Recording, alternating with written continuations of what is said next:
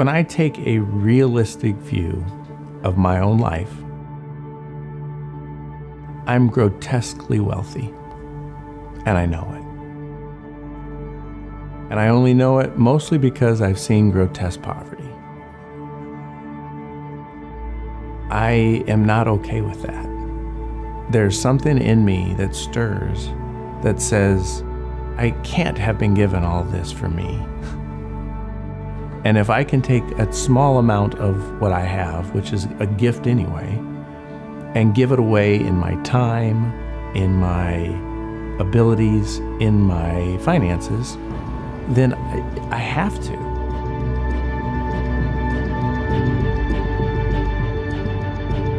Our church has had really a long-standing relationship with the ministry happening in West Africa. Just across the entire church, we've developed a heart and a passion for the Alliance work in this part of the world.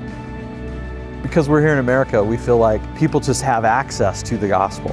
And when you take somebody to a village that's out in the middle of nowhere and they realize these people have no opportunity to hear the name of Jesus, much less understand what Jesus did for them, it's just amazing to see that transformation.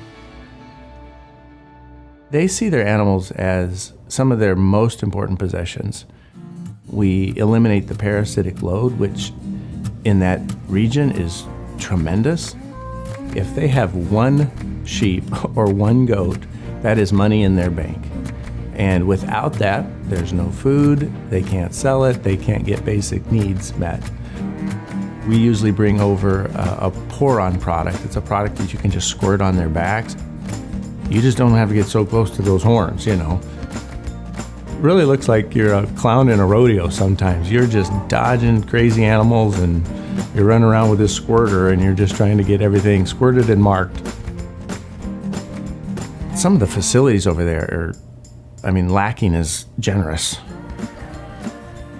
You know, we did 12,000 animals in 4 days, which is just an insane amount, but the need was there and we were ready. One of the village leaders, I think he was the chief, he said, "Why would you come all this way to take care of our animals?" And the simple answer was, "We're doing this because we want to show the love of Jesus." He said, "Well, the love of Jesus is welcome here." If we go into an area, 2 people maybe would say they would know Jesus. It was evil and dark, and you could sense it when you walked in the village. And 4 years later, walk into that village and that's not the case anymore. And there's a little mud church over there. And you're like, oh my word, this is changing things. I helped with that. I did it in a really goofy way by pouring stuff on cattle, but I really did help in that body of believers. Those souls are not just numbers.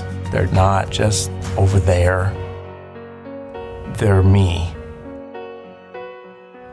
I am mandated to give them the good news in whatever form. And if bringing them the good news is taking worms out of their cattle, then that's the good news that I will bring them.